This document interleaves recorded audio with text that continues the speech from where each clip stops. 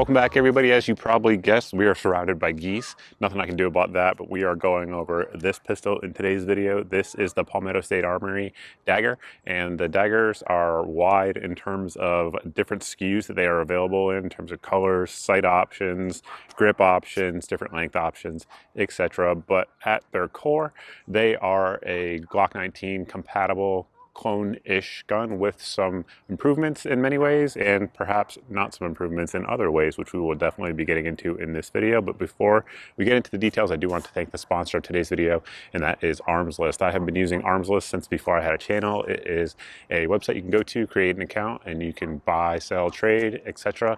Anything you would like to, including PSA daggers. And if you're doing it within your state, you can do it without a background check in many states, which certainly is nice with Big Brother always watching. So thanks to Arms List. Now let's get into the details of this pistol. To get into the details of the pistol, we will start back here and sort of work our way forward for some semblance of order. It does come with a standard capacity mag pull PMag. We will get into that. It's a G19 size. Of course, you can use any of your Glock pattern magazines. So if you want to put the fun sticks in there, you certainly can do so, but comes with the PMag magazine. Now you'll note there that it does have a cutout piece here, which is nice. Additionally, in the mag well, it is beveled slightly. So if you have a double feed, you need to grip and rip and strip and rip, that you certainly can do so. And again, that little beveling there in the front does allow for a little bit easier reloads on there. Additionally, one thing this sort of extended finger groove does here is with optics in particular, it causes you to sort of bring the gun down like that.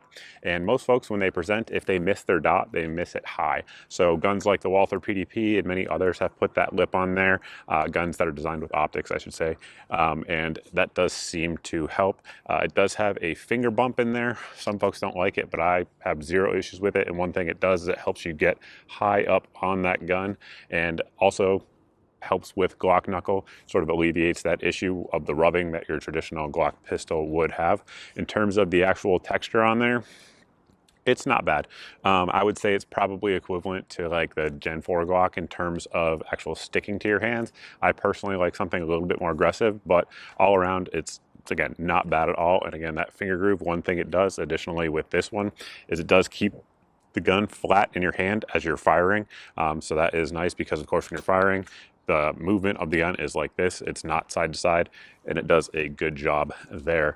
Continuing on up, we do have a higher beaver tail than you'd have on your Glock. So even with my hands, which are relatively large, if I come up, I have no risk of getting any sort of slide bite or anything like that. Some folks may, but you're less likely to with this gun than you would with a Glock for sure. On this particular side of the gun, you can see that we do have a Gen 3 mag release, nothing fancy there at all, but it is sort of beveled out there on the grip, which allows it to be a little bit more easily actuated. And our slide lock and slide release lever there are super flat. I like that. I'm a huge fan of that. Any kind of extended levers on there, I'm just not a fan of because I shoot with a traditional 2 thumbs high grip. And if anything's extended there, I tend to bump it, causing either a false slide lock or a lack of the slide locking back on the last round. So I do like it. It is serrated though, so if you want to, it's very easy to come up and hit it and drop the slide. The takedown lever is up front, and then in front of the trigger guard there, we do have a little bit of beveling as well. Moving up, we do have our 1913 rail on there, and then additionally we also have our serial number plate molded into the actual Glock grip itself. Continuing on back here to the slide, this particular slide has the optics cut. This is an RMR optics cut in the rear of the sights. That's my personal preference. I did request it to be sent in that configuration because if you guys watch my videos, there is dogs going crazy across the lake. No idea if you guys can hear that or not. Hopefully you can't, but I certainly can. Anyway, if you watched my videos in the past, this is my preferred setting for a pistol with an optic on there. I like basically the optic in the rear. It causes, all things considered, in my opinion, a little bit easier dot pickup than you would have if you had a rear sight in the back.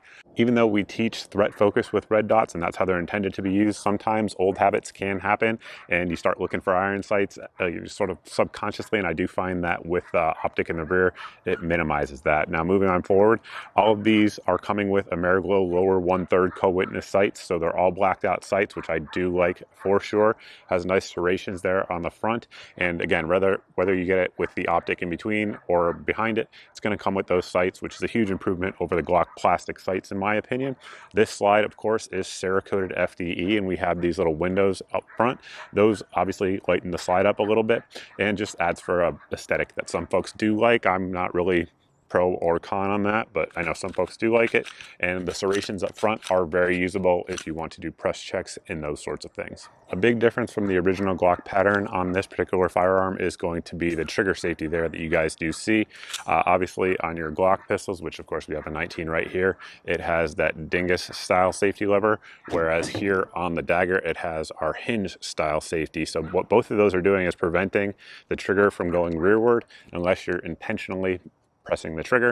Obviously our firearm is unloaded, and let's talk about the trigger press on this one. So you're going to have the take up like you would with a traditional Glock, and then you're going to hit your wall.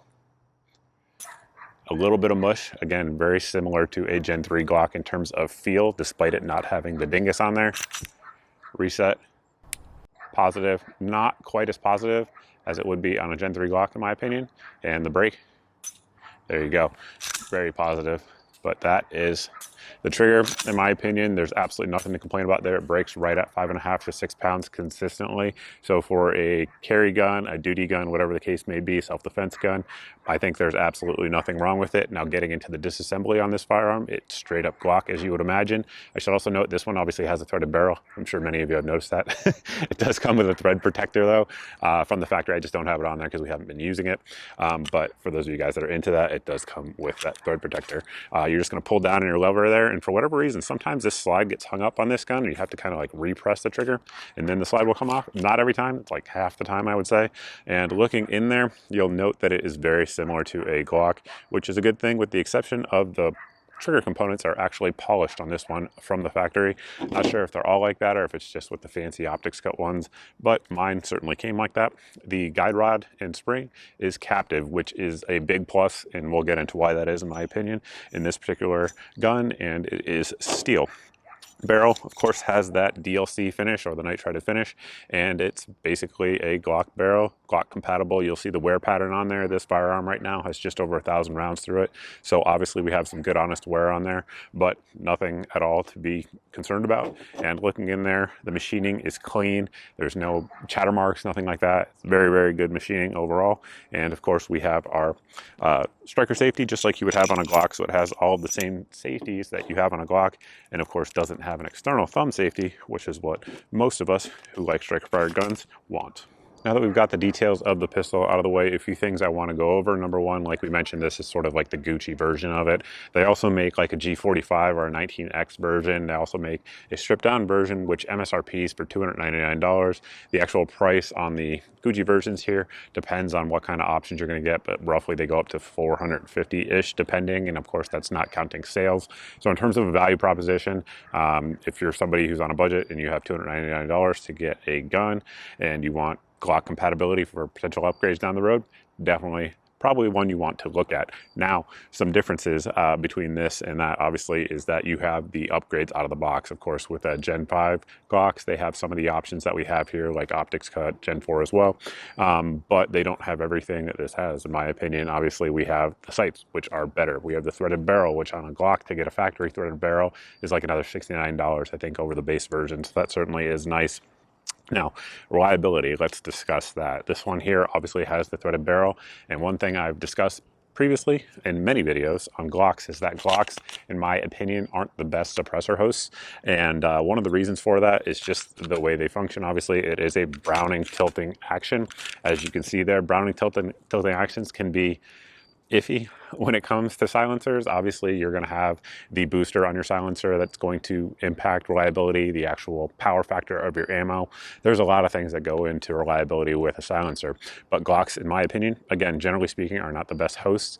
The reason for that is the standard spring rate that comes with Glocks, both factory and obviously our Dagger, just isn't good for working with a booster. It is what it is. You can look around the internet, you'll find many people saying the same thing. I shoot a lot of suppressed guns, and it's just true. In terms of the dimensions, though, they are very much similar, but getting back to suppress, we tried this with 3 different suppressors. One of them it ran okay with, and that was the Resilient can, but I just wouldn't buy this expecting it to run factory with a silencer. Now, what I will say is that, like we mentioned earlier, this has the stainless steel guide rod with a spring, so it makes it very easy with a wrench. You can literally buy a spring for $15 online and get it to tune it to work with your suppressor, and I bet it would work just fine. That said, I didn't do it for this video because I just wanted to kind of show the reality of how it comes out of the box. And again, it's not the Dagger's fault. It is what it is. Double feed.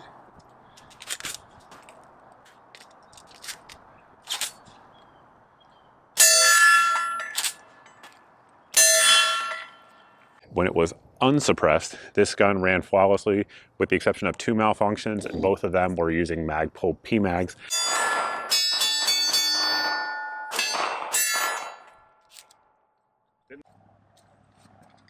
Ooh, PMag failure. Failure to feed. Failure to feed. And that's not a thing that really surprised me. I've been using the PMags since they came out. They've gotten better. The first versions of them weren't that good. The current versions of them are decent. That said, the Magpul stuff, their magazines, literally everything they make with the exception of the Glock PMags, I think are phenomenal products, but the Glocks, they're not always that reliable, and that was the case here. So like I said, we have over 1,000 rounds through it. If we exclude the Magpul mags and just talk about factory Glock mags and non-suppressed, it was 100% reliable, which you really can't do any better than that. Now there is a helicopter coming. We're gonna cut here and continue on when it passes. Alrighty, that Apache should be a faint sound in the distance at this point as it has passed. So we talked about reliability, we talked about price point. Let's talk about what I think of it overall. Overall, I think it's fantastic. Palmetto State Armory at this point has a reputation for really good customer service. And so down the road, should there ever be a problem with your daggers, they'll be around to take care of you just like Glock would, which certainly is a good thing.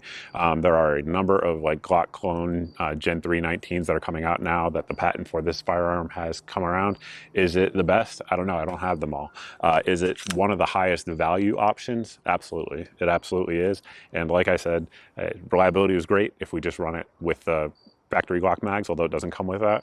And any type of ammo, the majority of what we put through it has been Minuteman munitions, 115 and 124 grain. That said, we've also ran some Remington 147 grain jacketed hollow point through it, and it ran that just fine. So it does have a nice wide feed ramp there on the barrel, which certainly is nice. An additional thing that some of you guys might be into versus your traditional Glock is that most of your Glocks, Gen 3 in specific, are going to have polygonal or polygonal, depending on whom you ask, rifling. This one does not, so you can safely shoot lead reloads and those sorts of things through it.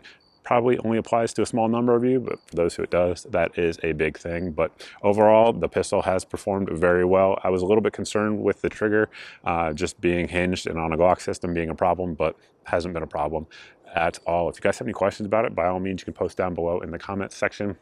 But that's really all I have for you. If you like this video and you're not subscribed, go ahead and hit the subscribe button. Additionally, if you're watching the channel and you've subscribed and you're not seeing 2 to 4 videos a week, make sure you sign up for my email at the website here on your screen. This email goes out once a month and it has all of the videos since the previous month's video went out, or the email went out, and there's no big tech giant censoring your eyes for my content.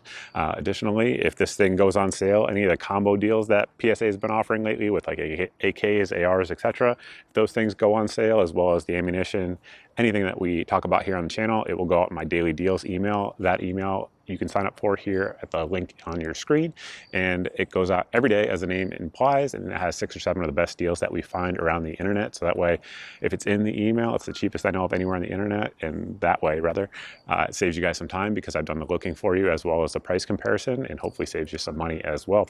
That's it, guys. Thanks for watching. Look forward to seeing everybody in the next video.